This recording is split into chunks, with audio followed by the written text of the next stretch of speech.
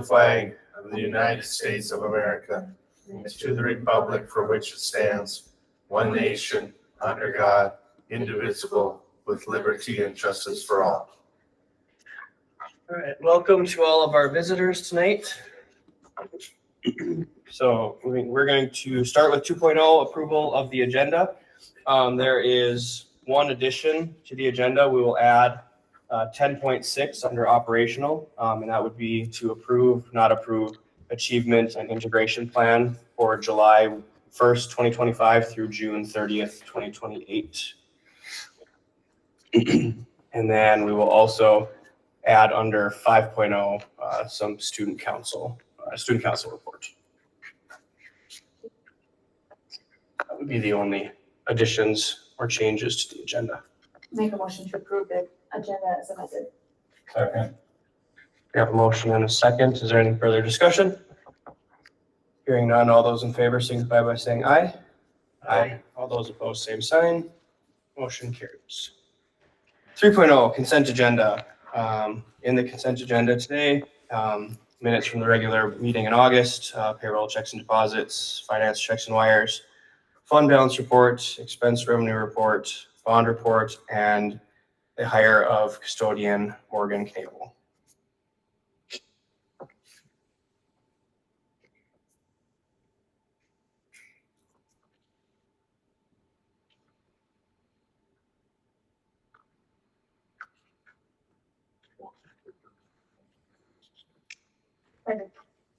Okay, we have a motion and a second. Is there any further discussion on the consent agenda?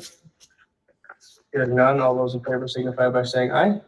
Aye. All those opposed, same sign. That motion carries.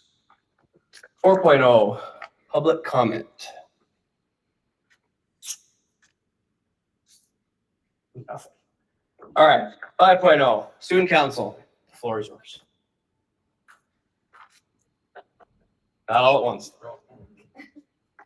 We'll introduce ourselves first and then pull up the video. Okay, hi, I'm Maria Wilson, and I'm a junior this year. My name's Ellie Olson, and I'm a senior. I'm Caleb Richardson, I'm a senior. I'm Lexi Nana, and I'm a senior. I'm Morgan Pearson, I'm 8th grader. I am Norma Richardson, I'm a junior. I'm Brianna Fong, and I'm a sophomore. I'm Hannah Fonder, and I'm a freshman. I'm Bethany Richardson, and I'm a freshman. I'm Lexi Elias, and I'm a sophomore. I'm Kaiser Sanford, and I'm an 8th grader. I'm Houston Gilbertson, I'm a sophomore. I'm Addison Went, and I am a junior. I'm Emma Heller, I'm a freshman. I'm Tanner Vague, I'm a senior. So, You ready? yes, okay, so we put together this little video for you to watch. Just kind of as an entry for School Board Appreciation Month. So, yeah.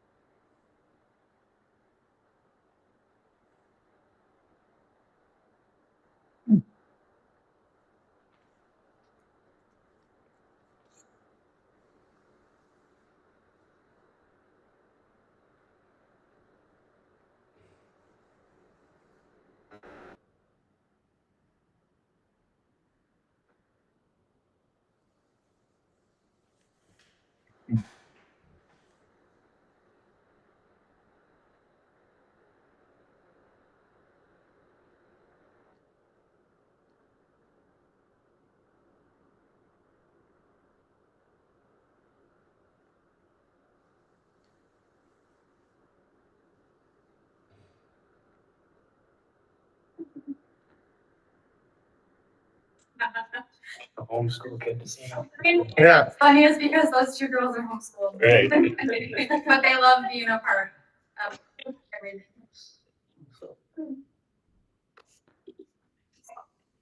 Okay, so this next video, now we have our year at a glance. So starting off with September, we are super busy planning homecoming as usual. And by the end of the month, we'll probably have had like 4 meetings about that. But we do meet at least once a month for every other month, and we plan those in September.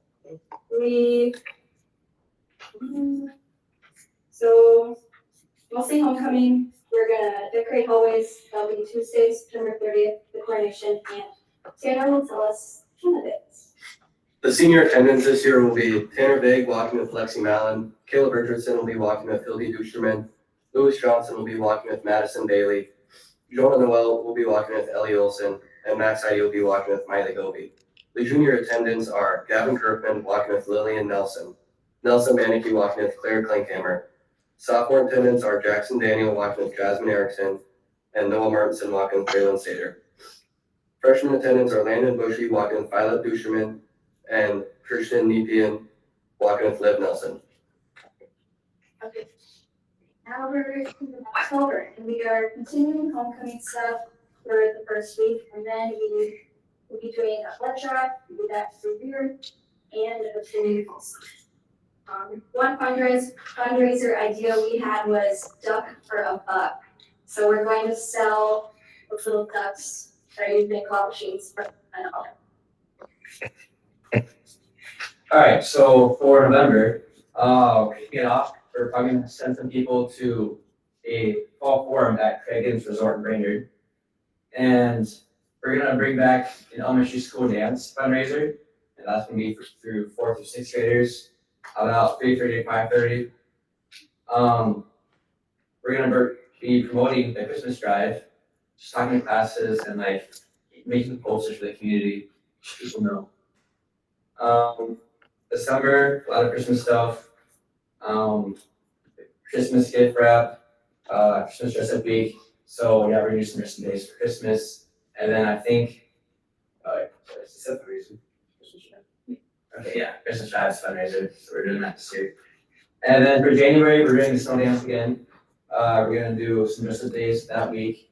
The dance for evening will be on the 9th. And yeah. Then we have our blood drive in February, and in March, that's usually when our next summit usually is that we go to. And then April, we're hoping to have a mental health day, and that's when we open up student council applications again for next year. And then May is basically just like preparing for next year, like coming up with some homecoming ideas for next year and just planning ahead.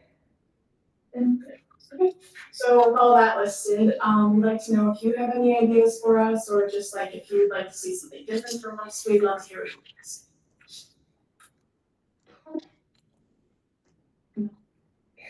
to say. Who's chaperoning this elementary dance? Is that you guys? Wonderful. I was hoping you weren't calling parents on that one. No. And we're only missing one member. Noah Martinson wasn't able to be here. He is on football. Baby football game. Ninth? 10th grader. He is at a football game. You guys have plans for the elementary student leaders on any project this year? One of the things that we've been coordinating with Miss Amanda at the elementary is making sure that our dress up days and their dress up days come out like on social media at the same time, because oftentimes parents are like, well, what's the high schools and where are the elementaries? But we'd love to pair with them if the opportunity presents itself. You guys see any mentorship opportunities? Do you guys partner with kids in the elementary school student council and give them a little bit of preview of what you guys do and prep them for the next step going over to high school? We've had discussions about hosting like a leadership event, like we attend like the summit, and Becky Hansen runs NHS, and she actually did one of those last year. So the NHS kids, which, raise your hand if you're on NHS, overlaps a little bit with this program. So if we do another one this year, we'll probably just have both of our high school organizations work together to run that, because it was a lot of kids here, and NHS only has like 8 members, and then we have 16, so it would be a good effort. Cool. As far as like how they present each month, is there anything that you think has worked really well or anything that you think is changing? We usually try to have like 2 to 3, maybe 4 representatives at each meeting to share. I think that's gone fairly well. Yeah. Anything you guys have for us that could be more helpful? You guys, your main goals, your mission in the student council. Maybe we can support. Money. Money. More money. Ideas come up, let us know. And on a serious note, Will makes a good point. And I think we supported some things last year with additional funding, and so typically we can be pretty creative in that regard. So if you have some project, don't necessarily say no to yourself right away because of funding. Explore options.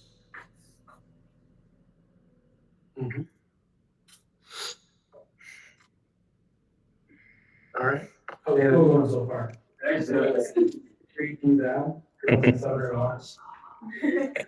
Good answer. Can the new members stand up so they can see who is out of this group? Nice.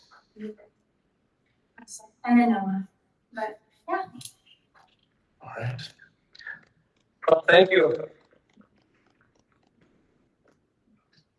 Thank you for the treats. Well, yes. The artwork on your guys' cards was done by a student based off of things that we as a student council kind of thought were things that helped. Oh, yeah. The things that you Nice. liked. I guess. Ellie's anything to add to that, like, I like the dry needling one. yeah. Alright, if you don't eat any, then just leave them there for tomorrow. Okay. You guys need your. Yeah. Sure, Caleb. We already fed them sandwiches and soup and. Oh my God. Yeah, take it on. Thank you. And I'm just gonna pass around, there's 3 thank you cards. I think it's one from the elementary staff, one from the high school staff, and one from the school board member. Just take a look at that, and pass the word out this week. Go through the rest of the agenda.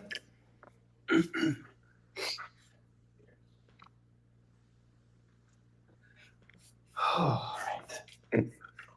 Moving to 6.0 finance. 6.1 accept donations to the school district. So 6.1.1 is a donation from Essentia Health, which a copy of was included in the board packet. Yes. Dan, would you speak to that?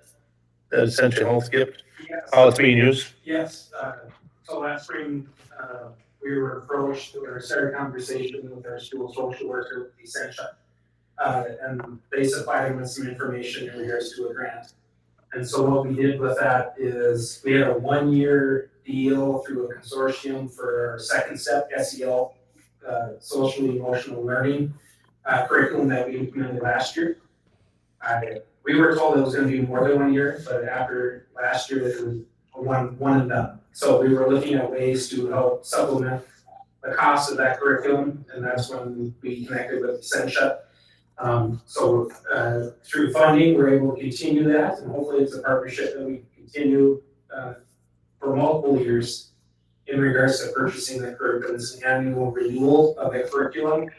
So brunt of that money would be used to purchase that curriculum to renew, but then we're also looking at getting some sensory items for our students that we could use, whether we have a few sensory items in the hallway, but we're also looking at creating a room for some students that need that sensory break and purchasing items for that. So it's been a great partnership with that. Any questions on that?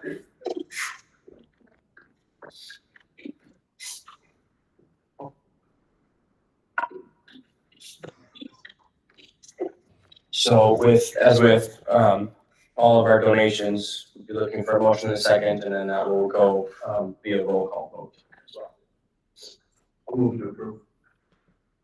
All right, I have a motion and a second. Is there any further discussion? Hearing none, we'll move into a roll call vote. Director Dupont, Yes. Director Getch, Yes. Director Christian, Yes. Director Marcus, Yes. Director Nelson, Yes. Director Bosler, yes. All right.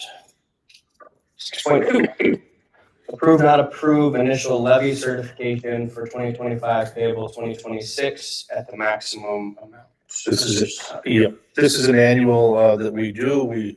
Of course, the district has the ability to levy for some of our expenditures, and we do that on an annual basis. Typically, it's in much earlier than this year. The state wasn't ready for us, but we enter in data that they're asking for, and then they calculate the levy that we will bring forward and for approval.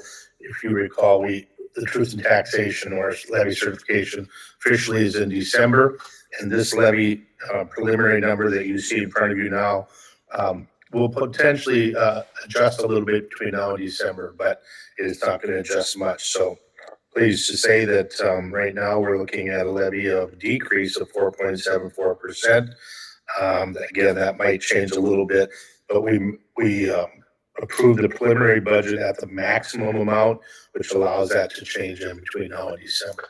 If we were to approve it as it is right now, then we cannot adjust it should the numbers adjust. So we would be seeking approval of the levy as stated there at the maximum amount tonight.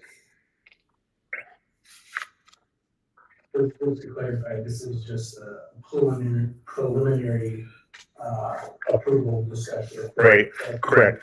In December, yep, exactly. It's a two-step process, yep.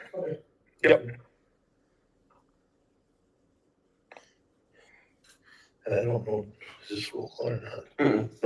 No, it's just, Make a motion to approve the initial levy certification for 2025 payable 2026 at the maximum. Second. we have a motion and a second. Is there any further discussion?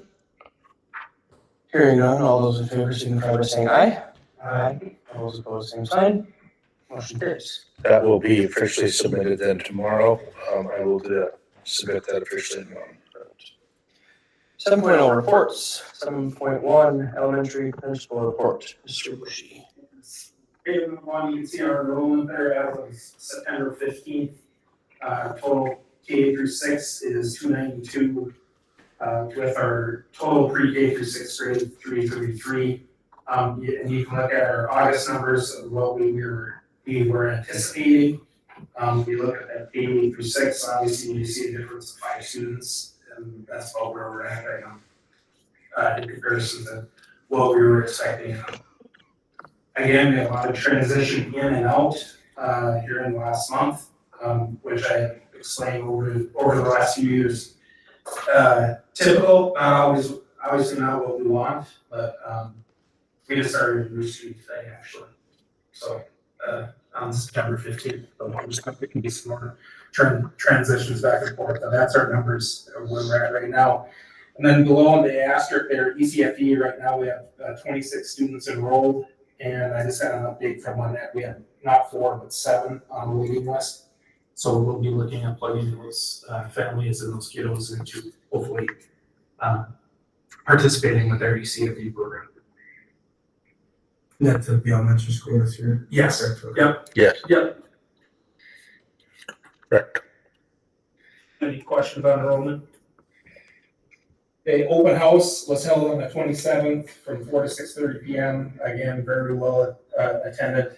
We had very few families not participating in our open house, which is always great. And so the building was full and active. It's a great opportunity for our families to connect with their classroom teachers, obviously, but others, maybe even our specialists, or with our STEM program, music, FIA, all those components where parents have an opportunity to visit with those programs. Also with the title program and our American Indian program too, those people are available. So very successful night. Item number 3, just kind of an update for REACT training. We had our kickoff on August 20th for pre-K and third grade teachers, our Title I teachers, and Indian Ed and the special education department.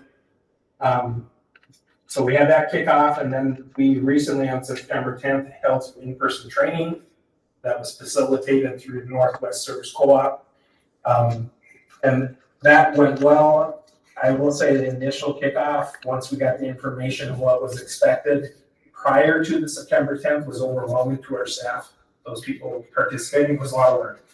And it was very intense, but they handled it, and I'm proud of them. They did a great job.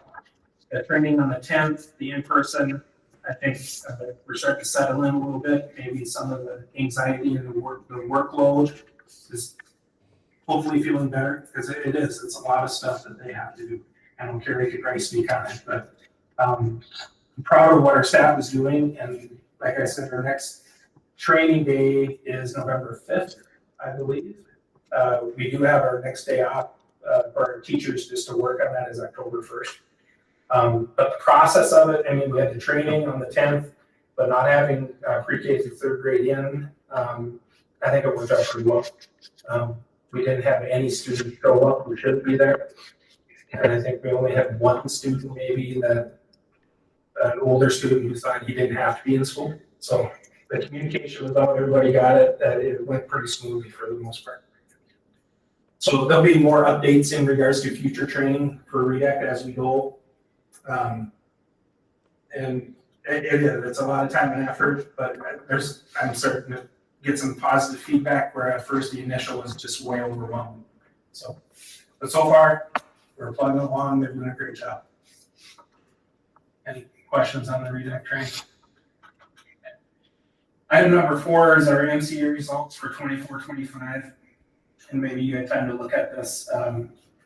Obviously, I'm pleased. Do I see areas of growth? Absolutely.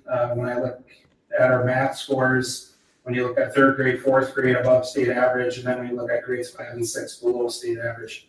And one thing to keep in mind, last year we implemented a new math curriculum in 5th grade. And so that'll be a transition. This year in 6th grade, we implemented a new curriculum. So we're going through some transition there, obviously.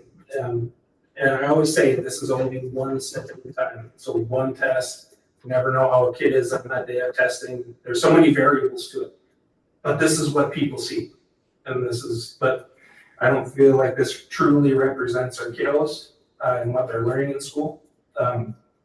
But they're numbers and we have to look at them. And that's what they are in the area of math. And then when you look at reading, same thing, above state average, grades 3, 4, and 5, just below in grade 6. And then when you look at science, I reached out to Don, I'm like, hey, there's no science scores. They're in a transition at MDE with science scores. So there's gonna be a transition. I don't know if they're gonna publish the science scores this year, but it's like a MCA 4s they're transitioning to. So if we can get some feedback from elementary 5th grade science or the high school, I mean, I know Don would share, I will share as soon as we get updated or how that transition is. So I'm not sure we're gonna get it. okay, That's what I'm hearing, but okay. You did mention the math curriculum in 5th and 6th grade. Any feedback from the students and teachers as far as, I mean, I know it's early, but 5th grade, I mean, because we implement K through 5. Okay. But overall, I've had good feedback. And it's one of those things that takes a few years to really see the scaffolding from year to year. Now, obviously, the 6th grade is totally different math curriculum, what they're used to, going from CPM math to, and I'll say more of a traditional, but it's a hybrid style too. But it's definitely a different version of what the kids, well, these 6th graders didn't have CPM. They don't even know what it is. So hopefully it'll be an easier transition going from 5th grade to 6th grade, because Big Ideas Math is what we implemented last year in K5. Those 6th graders coming in will be familiar with the format and basically what it looks like, and hopefully that transition goes well. Okay. So, thank you. Any questions on the MCAs? Was there, I mean, so you see these numbers year after year, and I know you presented them the last few years. I don't remember what they were, but these, the 5th and 6th grade numbers even stayed average. I mean, that was kindergarten and 1st grade during COVID. Yeah. Are we noticing those numbers across the state being down compared to? I would say as a Previous whole, as a years? state, yes, down, because of some crucial learning that was missed. Yes, I can see that. So I know I spoke with Mr. Albert last year, and with Kellen being in 6th grader last year, said that there were things that he's never taught in 6th grade because there were just things that they knew that kids just didn't know. Yeah. And so that's, I think, still playing a pretty big role in some of our test scores and education in general. And in math, our focus for about the last 5 or 6 years, especially through our title program, has been focused on reading. We made that decision to focus on reading. We've started discussions moving forward on what we can do for math, and we'll continue those. Mhm. And it would be ideal, whether it's through title or another form of service, that we could get some math intervention working with these kids. Years ago, we had some math interventionists, but it's only part-time, Mhm. and it's hard to find those folks to have them come in and do that. So our focus on reading has paid off tremendously. And just seeing where kids are at and where they're going, even with their classroom teachers, and I could get into the MTSS system, tier 1, 2, and 3. But our teachers are doing a great job of tier 1 interventions within the classroom, and then we offer tier 2 interventions, whether it's through reading core or title services. So we are seeing kids as they get older where they're at grade level and moving forward, where some years ago we didn't have that support, so we're not really seeing that. So we're kind of getting to where we need to be in reading and hope transition some of that into the math. Sure. Sounds good. For it. Thank you. Yep.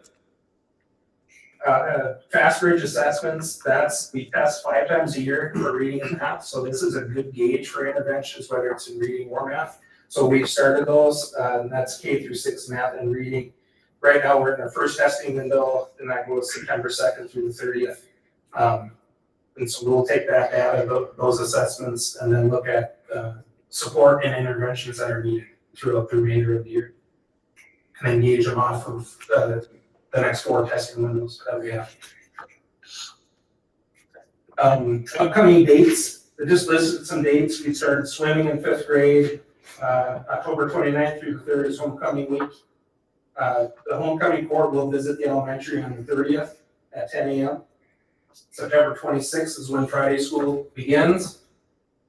October 1st is a READ Act training day, like I had mentioned, for pre-K through 3rd grade. So again, those students pre-K through 3rd. We have pictures on October 7th. I got an incorrect date there. It should be October 13th is Indigenous Peoples Day. And we will be presenting curriculum that day at grade level in honor of Indigenous Peoples Day. So it was implemented last year. A lot of our classroom teachers will be running the same implementation that they had last year. So it's not recreating something, because every year they have different kids, so it works out perfect. So that'll be on the 13th.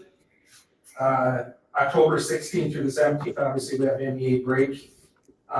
And something that I don't have on my report is, both Don and I received an email from, it's a statewide health improvement partnership, and it's through Polk, Norman, and Monoman counties.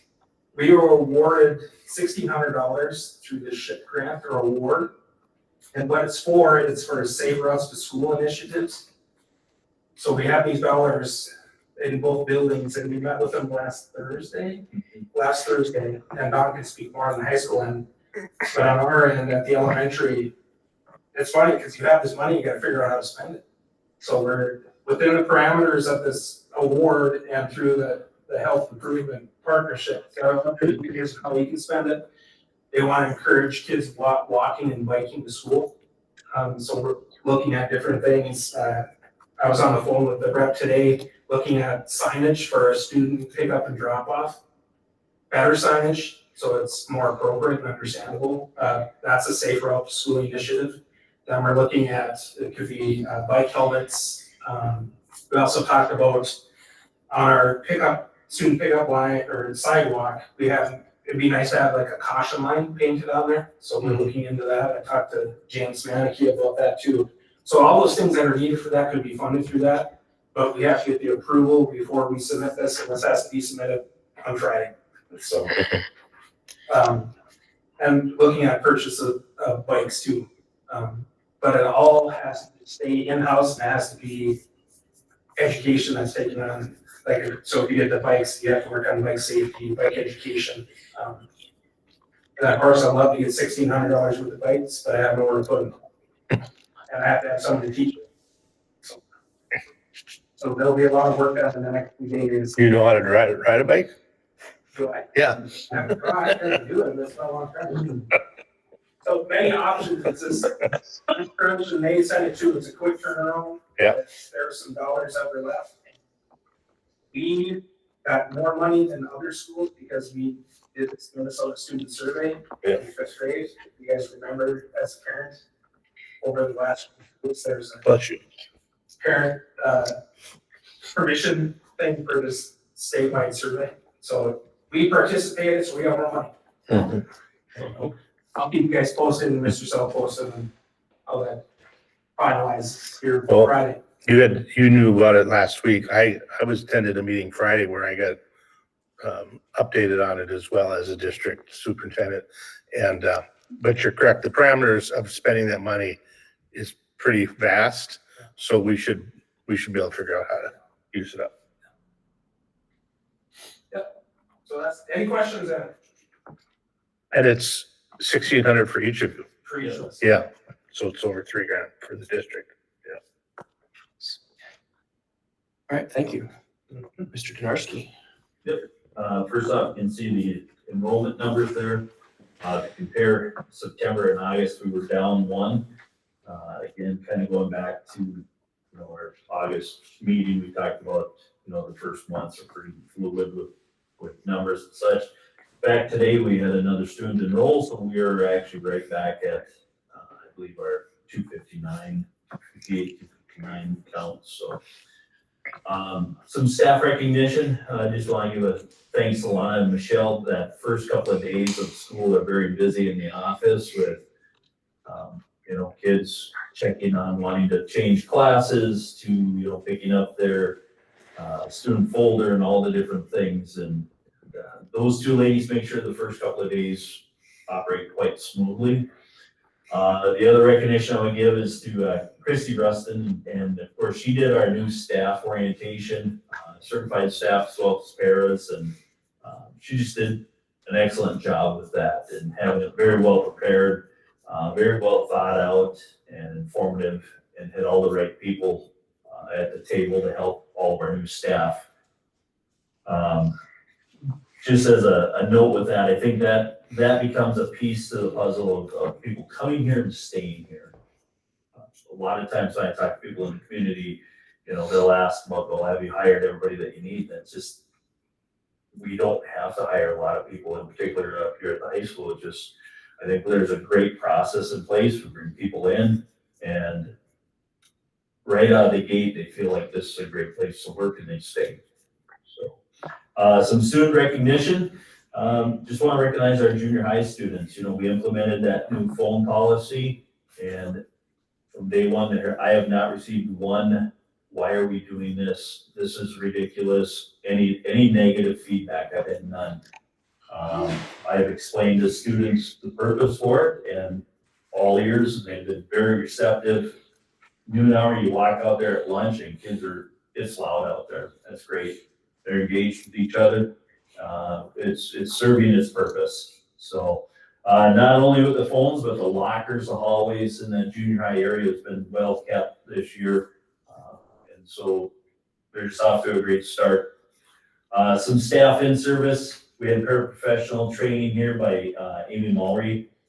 I think it was on the 26th, that Tuesday when we had our in-service.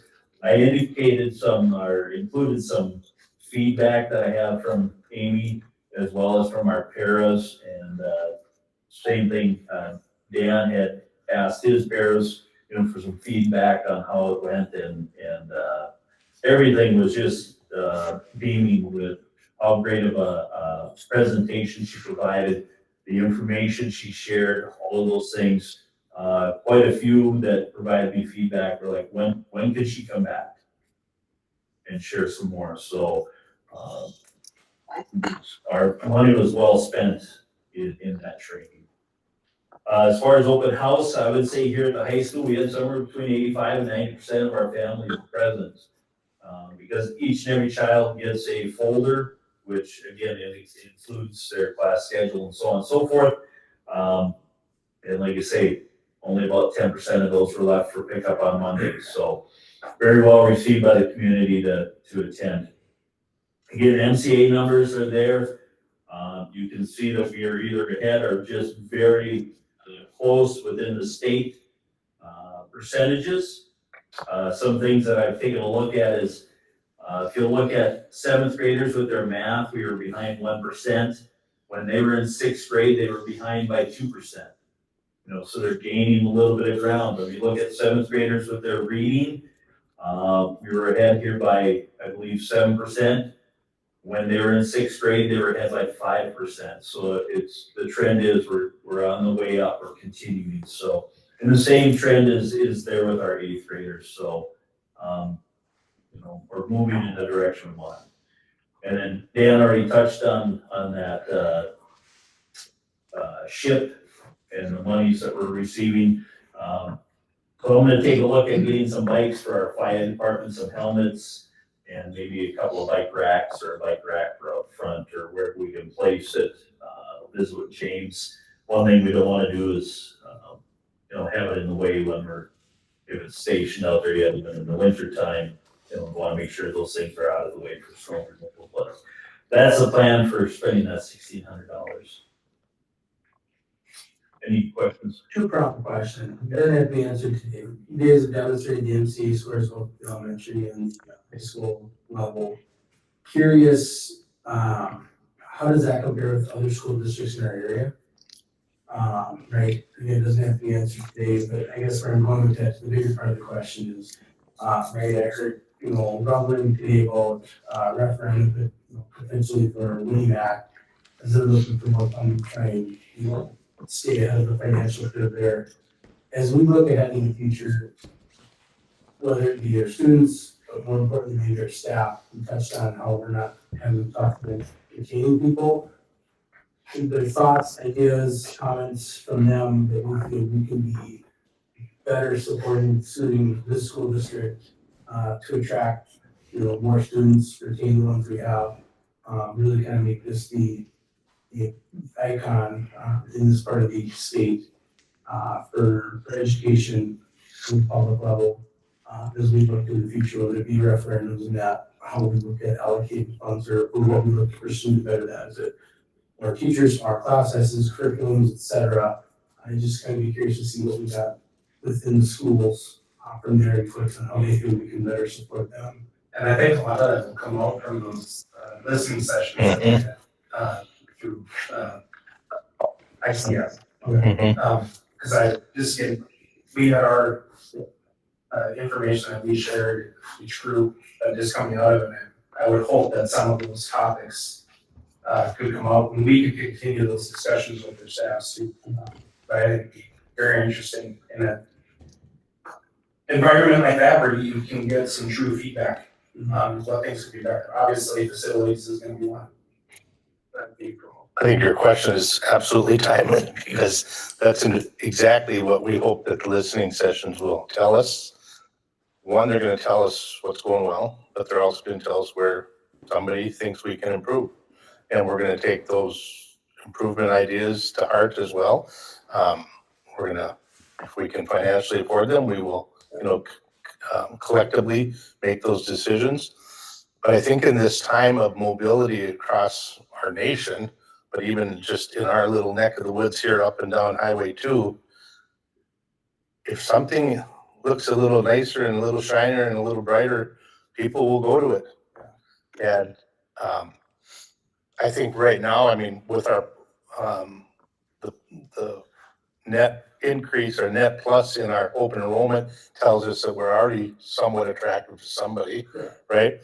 But I think absolutely that's the goal, is to make this district the shining star in this area and absolutely recruit people. We're recruiting. every decision we make, we're recruiting, whether we actually know it or not, but someone's looking at it, it's attractive to somebody.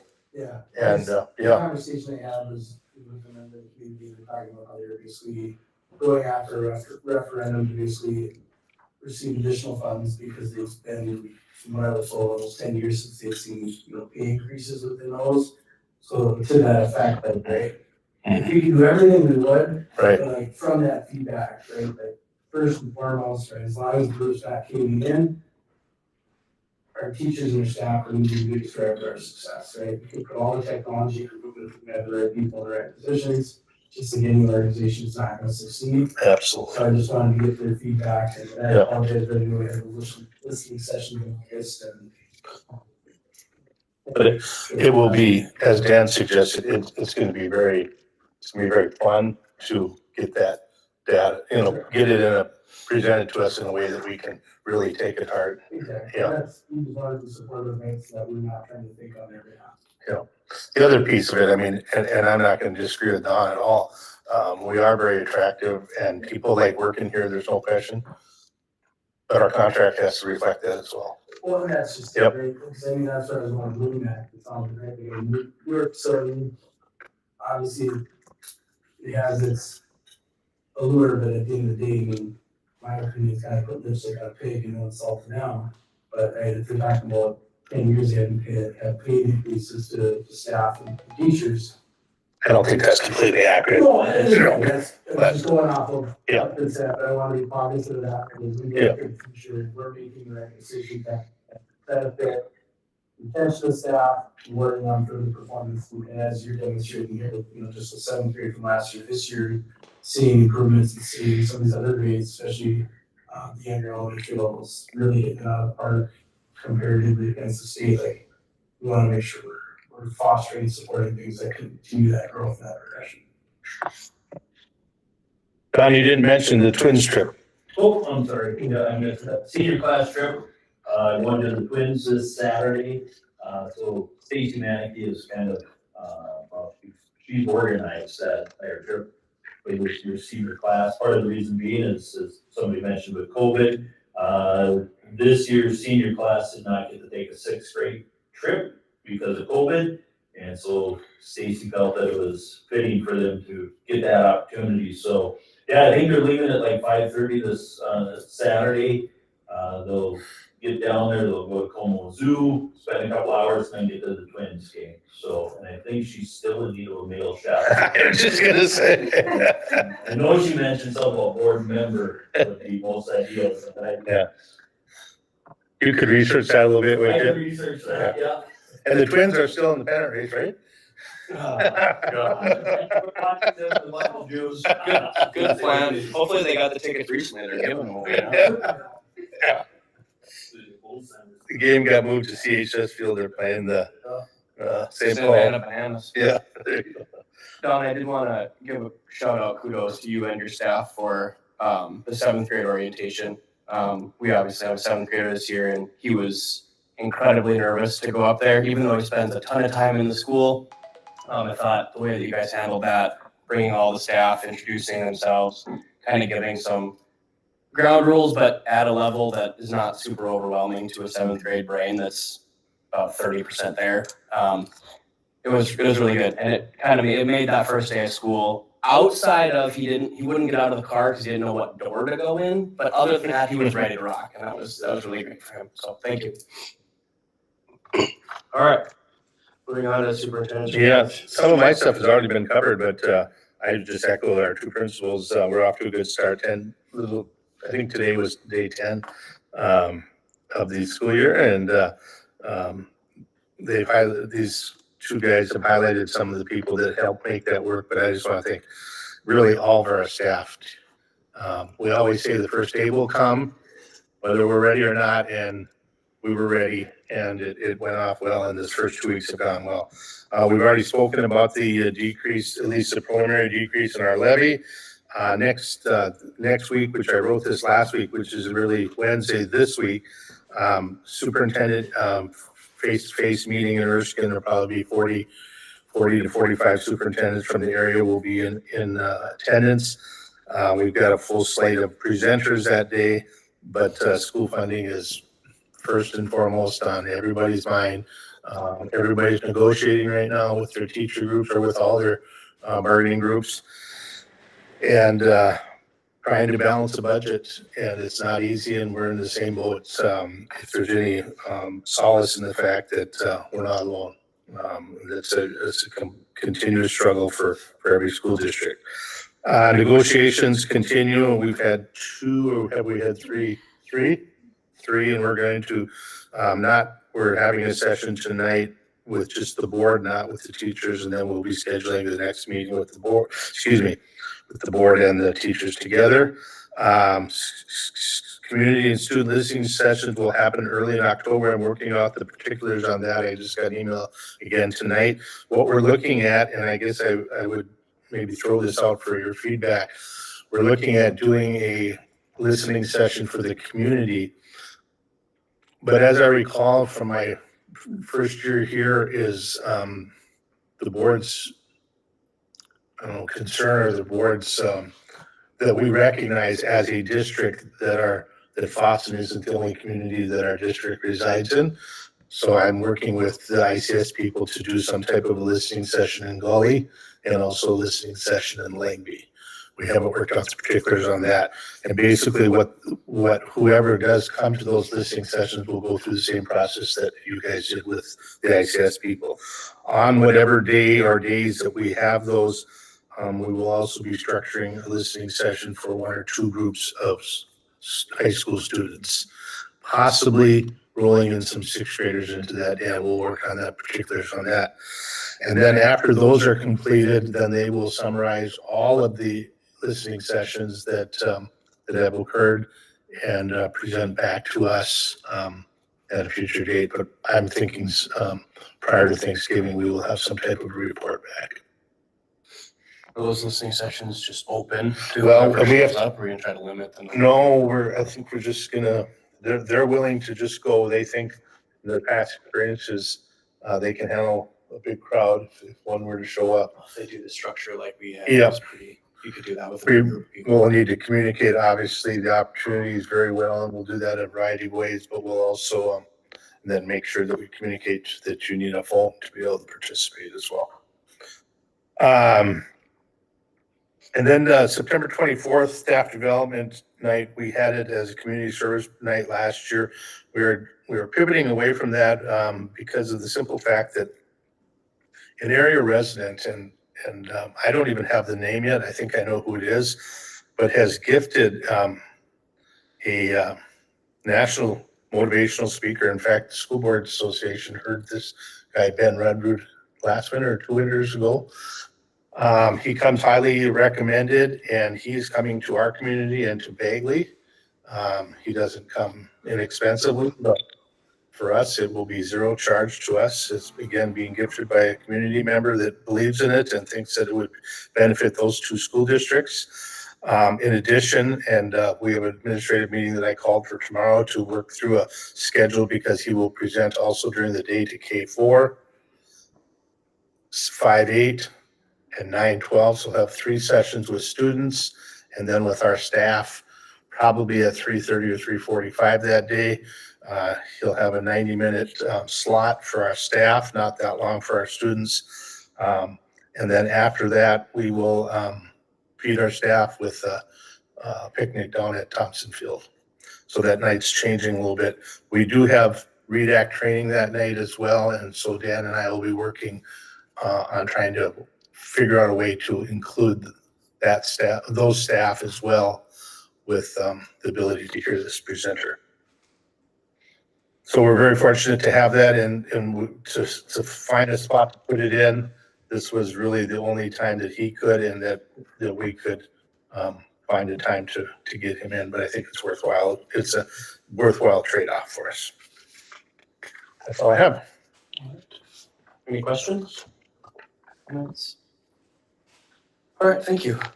9.0, educational. 9.1, approve, not approve the 2025 through 2027 staff development plan. That was included in your packet. It's a 2-year plan. There's a committee it's called Leadership Committee with school board member Allison sits on it, district administration, myself, building administration, Dan and Don, as well as teacher reps from the high school and from Boggleton, and as well as sports staff representation as well. That encompasses everybody.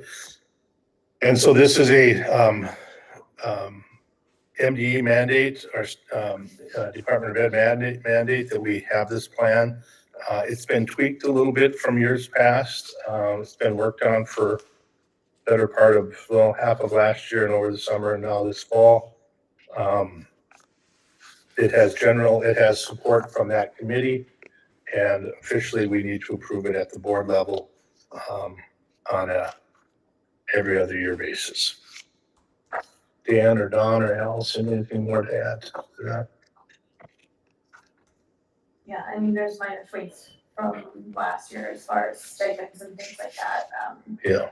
More so the work was done to make it more user friendly and to make everything consistent as far as submitting for dollars and things like that. And there's a lot of work that goes into it by the committee. So maybe the funding for this, just for those that maybe wouldn't know, and I shouldn't assume that you all do, by statute, we have set aside 2% of our state funding for staff development. So there's a pot that money goes into. It pays for any staff development at either the building level or the district level or administrative level. And so this committee manages that pot of money, as well as myself, stuff that is mandated. You know, I can give approval of that without committee approval, but basically it's the work of this collective group.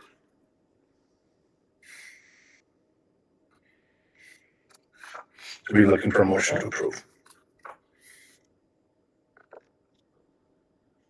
Motion to approve the 2025-27 staff development.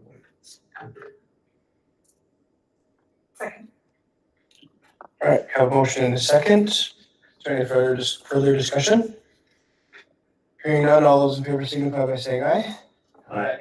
All those opposed, same sign. Motion carries. Moving into 10.0 operational.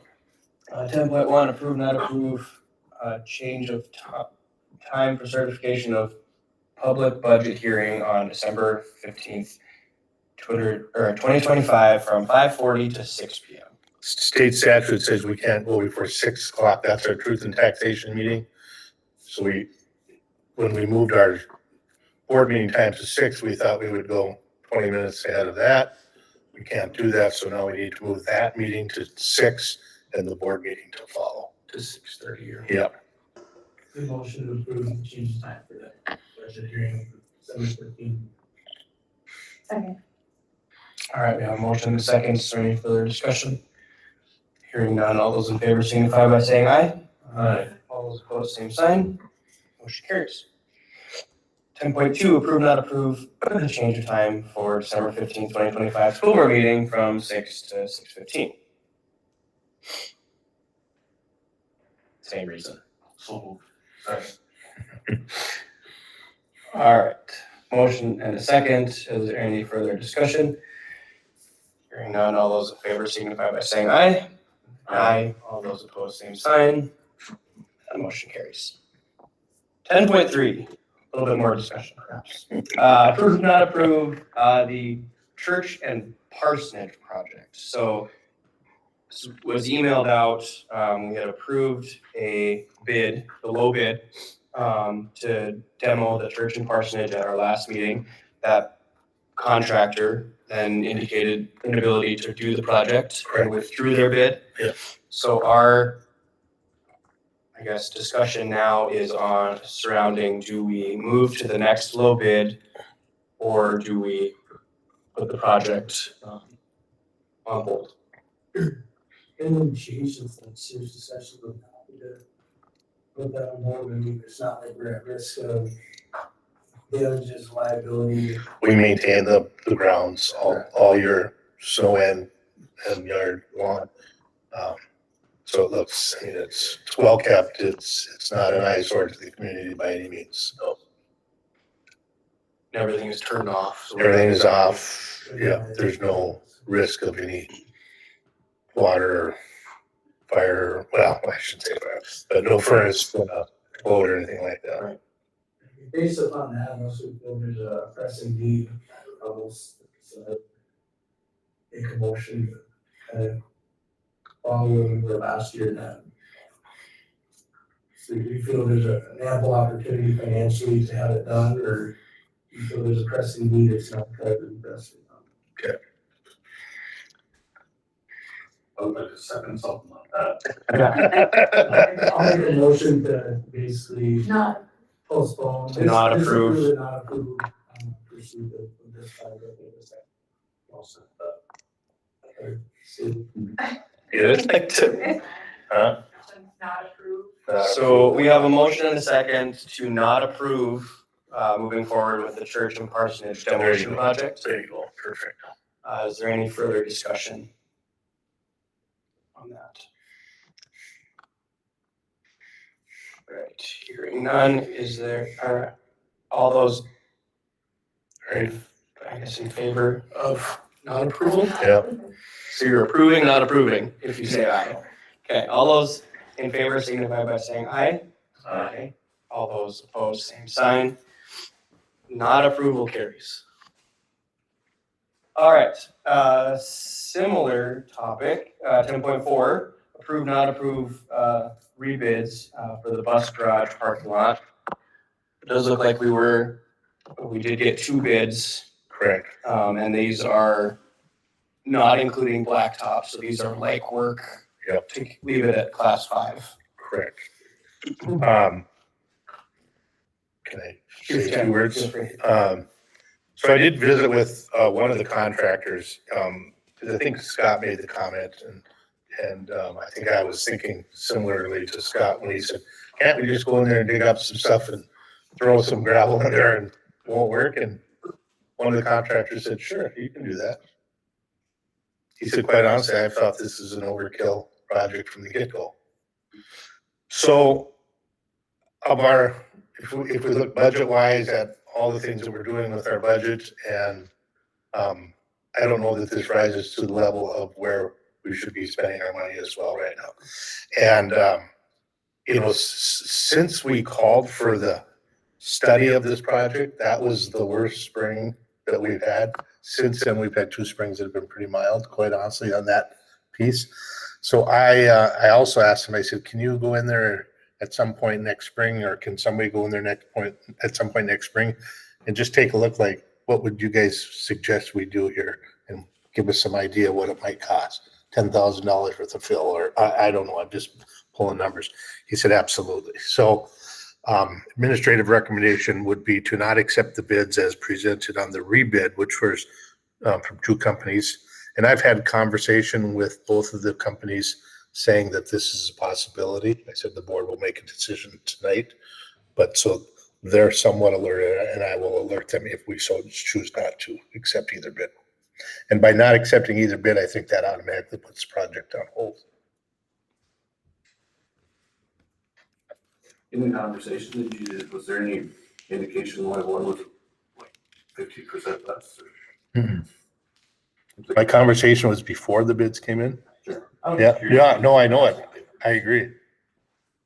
Don't know. And that kind of was the same with the demo as well. We had one little bit. That particular contractor did a further study of what was involved and determined that his bid was probably not where it needed to be.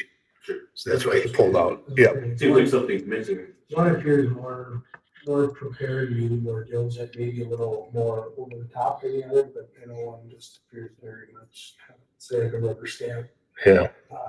That application. So.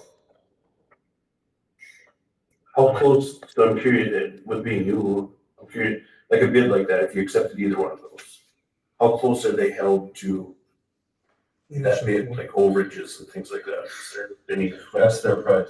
That's their price. So it's here. They can ask us for a change order. if something outside of the scope would come up, then for change order. We would approve before they do work. Yeah. Not in reference to these particular ones, but you hear contractor things people talk about. Sure. Overages turn into nightmares. As long as they hold true to the specs that we put in front of them, you know, now, as Dean said, if they say, well, you know, we could do this more, and then we have that ability to say yes or no. Sure. Yeah. Yeah, I was just curious how closely they were locked in. No, I think we're just rejecting the bids. So either In general. approving a bid or rejecting the bids. Yeah. At this point.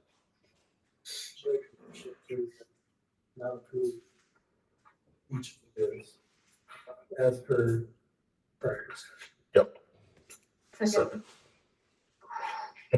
Gotcha. All right, so we have a motion and a second to not approve the bids for the bus garage and parking lot project. Is there any further discussion? And just for reference, was there a budget line for this year?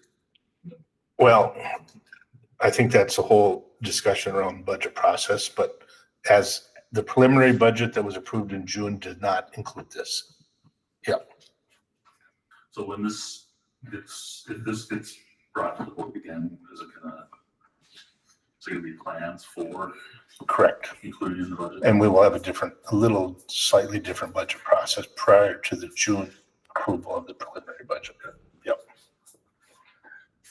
Any further discussion? It's all under long-term facility maintenance, we have anything in that new rights. So it's separate facility. You might be able to, Yeah. but again, I think that dollar's been spent. There's no extra dollars. Right. That budget's negative all the time. I think you could fall under. It would. Yeah. The demo wouldn't. No, but the bus garage, yeah. The bus garage would. That dollar's been spent about 3 times already. No, that's right. Just managed to find 45 grants. No, Pocket in the local June. right. Thank you. All right. So all those in favor signify by saying aye. Aye. All those opposed, same sign. 10.5, discussion about fuel purchasing for transportation department. So as you recall, we called for bids for fuel for our transportation department, and we got one bid.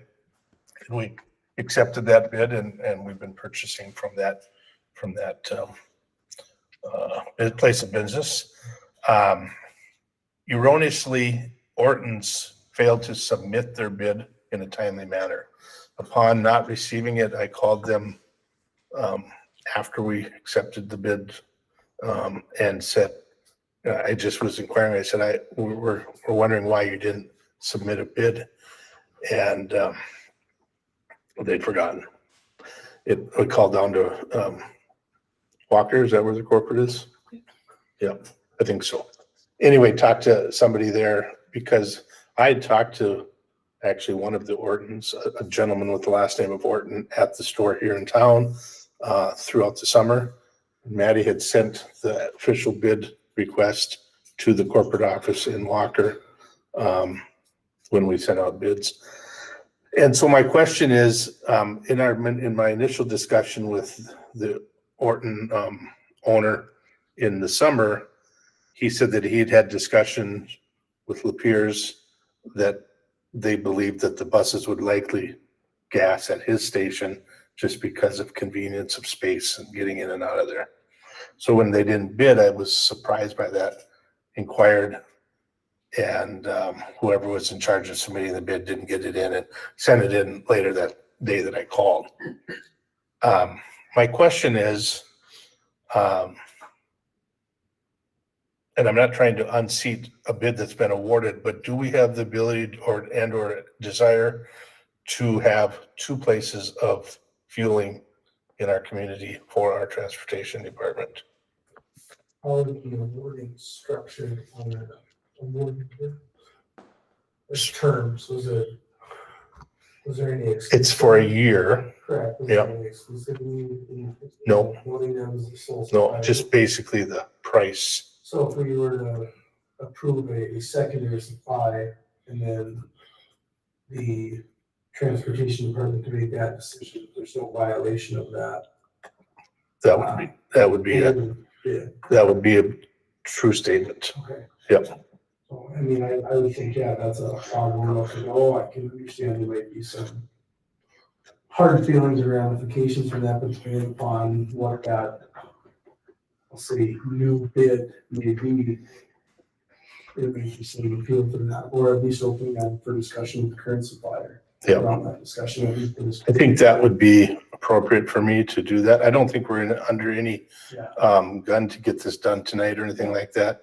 So I guess I'm looking for direction from the board, whether or not that's something that I should research. What's our annual budget on transportation fuel? Ballpark, Oh, not gonna hold you to the fire. We're talking 30 grand, 50 grand. no, more. So there's significant values on it. We're not talking too much here. No, there's, yeah. But I don't think the markup on it though is, yeah. Pump price minus taxes, I'm sure it'll be Yeah. the same. Yeah. I'm sure Ford, the other supplier would give us the same. Right. Tonight or nickel. And maybe that would be something that we would hold them to. If you want to do this, Correct. you have to meet the same, Correct. you know. But we're not in a position, I don't think tonight to approve anything. I'm just saying, I'm not gonna go, I wasn't gonna go do any back work on it until I had direction from you. And to me, we feel there's an advantage to it. Using. I think the advantage would just be for our drivers to get in and out of the facility and, you know, if that's, I'm guessing when both were Lapeers, that's where they Did the majority there, but they go both places. Yeah. Timing, we might run into conflicts and now you have buses lined up waiting to fuel. Yep. Yep. Okay, there's two here, I'm going over here. Yep. I would support exactly, I guess maybe looking for. I will check with MSBA too, just to make sure that, On the fence, because they had their chance and yeah, they missed it, so I Yeah. guess. I don't think it would be bad to reach out to where the award was given to see what their feelings are on it. okay. Well, If they're open to it, that's fine, but if they're not, And I think it'll be the bid, in my opinion. Mhm. they have another opportunity next year at that point, if we're, I don't think it's worth, yeah, I think checking the legality with MSBA. Yeah. And then I don't think it's worth creating discord No, over. and right now, Orton's, I said, I don't have the authority to. Right. To do anything other than do the bid process that we did.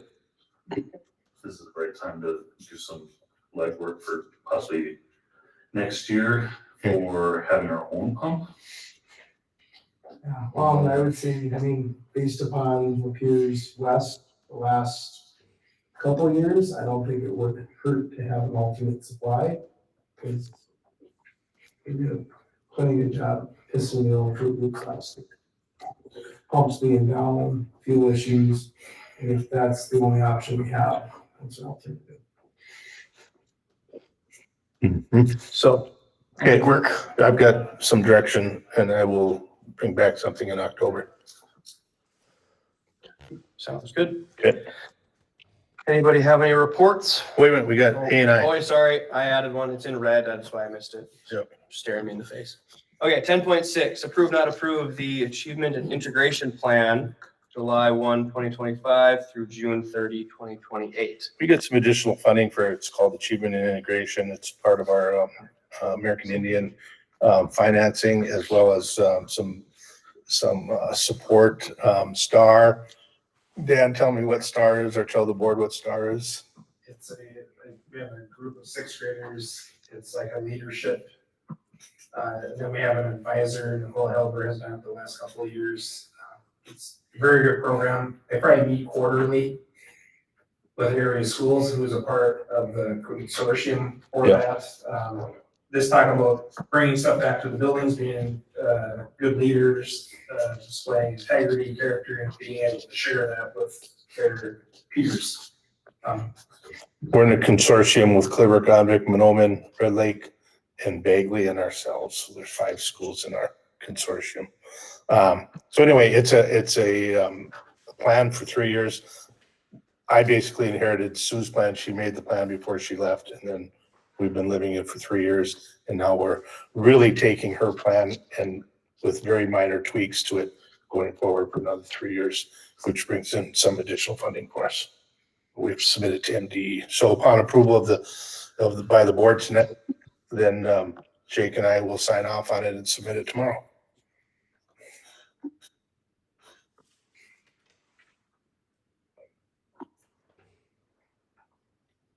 It's enough funding to make it worthwhile. Everybody jumped up. I don't know what wording in front of me. We'd be looking for a motion to approve the I make a motion to approve. 2025 through 28 Achievement and Integration Plan for the district. That. Are you kidding? You or she? We have a motion and a second on Okay. that. Wait, who seconded though? All right, we have a motion and a second. Is there any further discussion? Hearing none, all those in favor signify by saying aye. Aye. All those opposed, same sign. Motion carries. Now does anybody have any reports? Super excited for more negotiations meetings. Good. Is there any other committee? Good in that? Policy, I've got some stuff in the works, trying to find a time that we can squeeze it in with the other things going on, but we'll have some work in there, in that area moving forward. Okay. I don't know, this isn't a committee. I know that there was talk at our reorganizational meeting that there was likely going to be some work that needed to be done as far as crisis management planning on that place. And I volunteered to be the board rep on that. Oh, Haven't heard anything about it. so okay, actually, we had a wondering if meeting, we probably should have invited. Sure. Don heads that up. We've had one meeting with Chief Juvie and Deputy Sheriff Mike Norland, and three of us. Stephen Lysing from the city was there. But I know that that's an ongoing, so we'll make sure that we include you with that. Maybe just FYI, the app that we have, E3, is alive and working because Dan ran a fire drill, and I was sitting in a meeting with about 40 people, and that mine went, and you can't shut it off, can you? Yeah. Yeah, so I'm like, I'm here, I'm fine. Yeah, so it works. Yeah, we're still figuring out some notification things as a staff. But so far, It seems to be the we did some research on that, on those apps before we purchased it. I think we actually did get a good one. Yeah. And it's been well received by the staff as well. So. Sounds good. Okay, any other additional comments? One question, I guess both question. One, any update on thoughts and stance where we're going to keep obs? We have a practice in place. I don't know if it would be considered a policy, but a practice in place that we implemented this school year.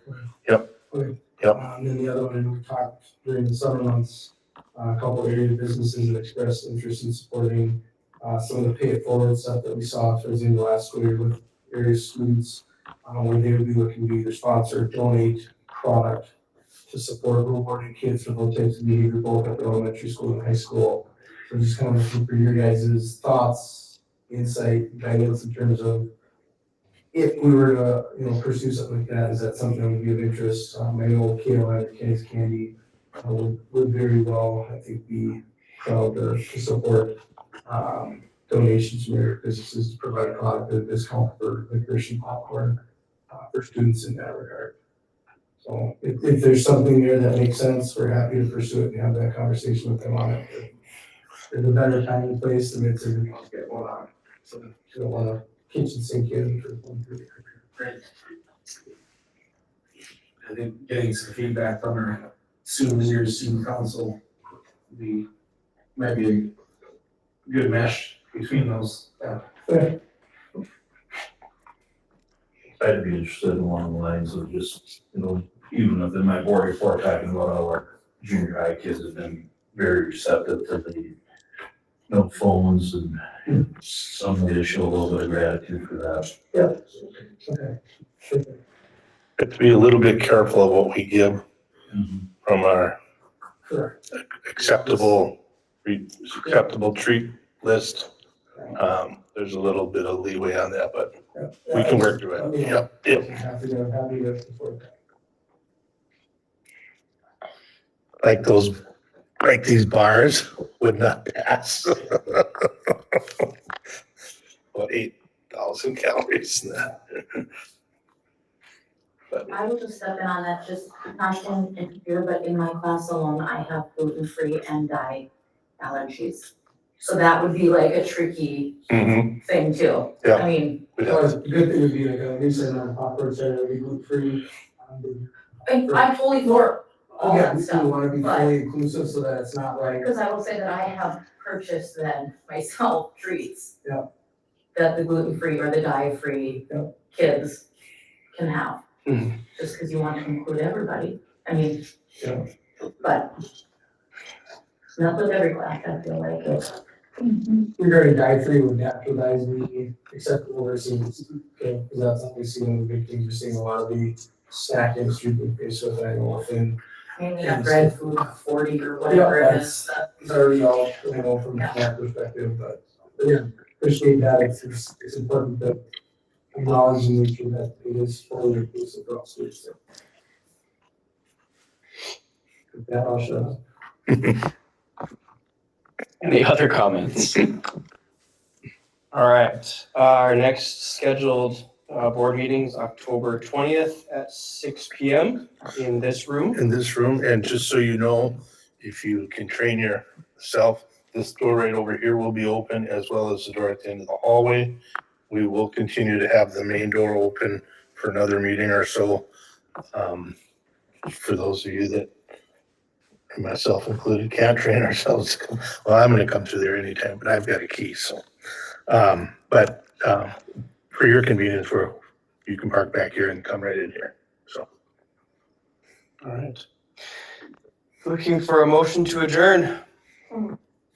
Second. Motion and a second. This meeting is adjourned at 7:17. Good job. I'm gonna have you sign this right now. Okay. Chick Fosston sign. You can date it. She dated. Sign this. Yeah, yeah. You can sign it. I date it today. I mean, 9:15. Starting to be nuts. So fast.